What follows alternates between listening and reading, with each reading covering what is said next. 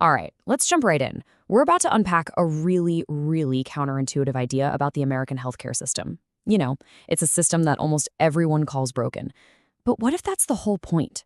What if its brokenness is actually a pillar holding up a massive part of the US economy?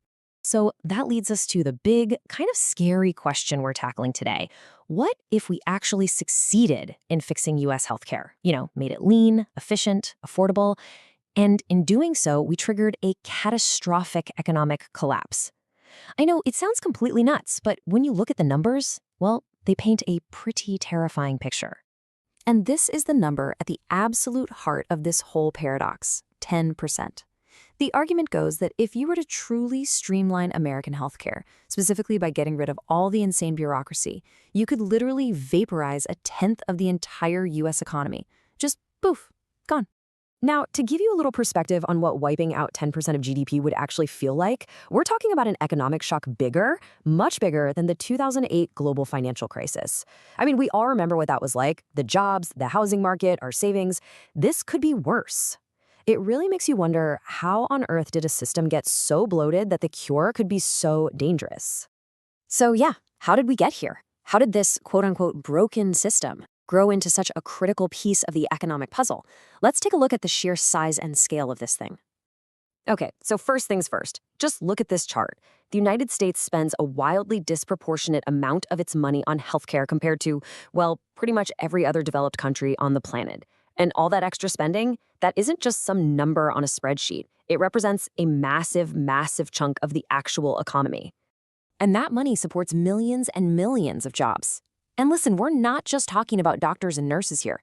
We are talking about whole armies of people: administrators, medical coders, billing specialists, insurance processors, compliance officers. The list goes on and on.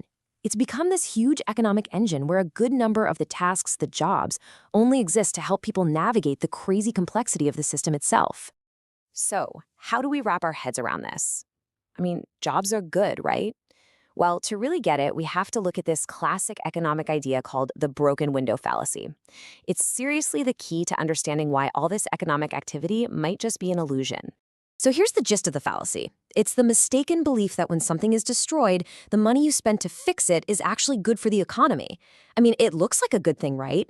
A job gets created, money changes hands, but it's really a mirage. You're not actually creating new value. You're just spending money to get back to where you started.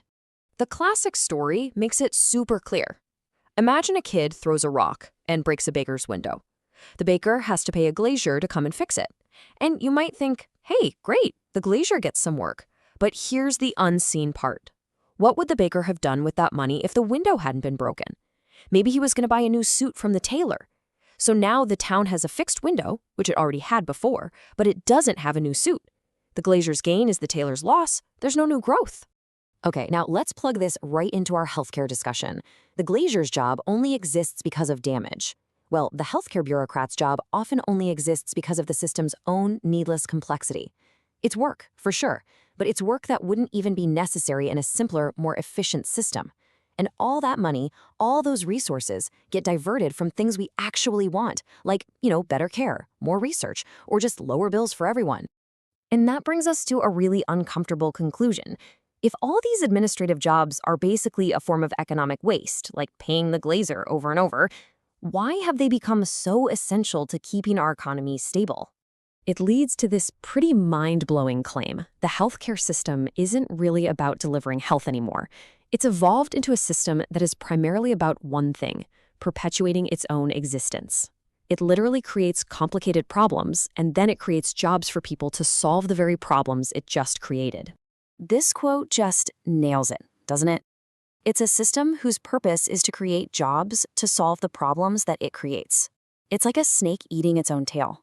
The system justifies its enormous cost by pointing to all the work that needs to be done. Work that, again, wouldn't even exist in a more rational world. And that, right there, brings us full circle. While pretty much everyone agrees the system is broken, the massive number of jobs tangled up in all that inefficiency, it acts like a giant economic anchor.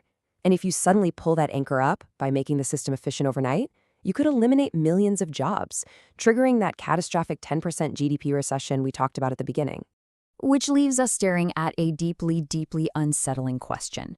If fixing healthcare means crashing the economy and destroying the livelihoods of millions of people, have we accidentally built a system where the cure is actually worse than the disease? What do you do when the very thing making you sick is also the only thing holding you up?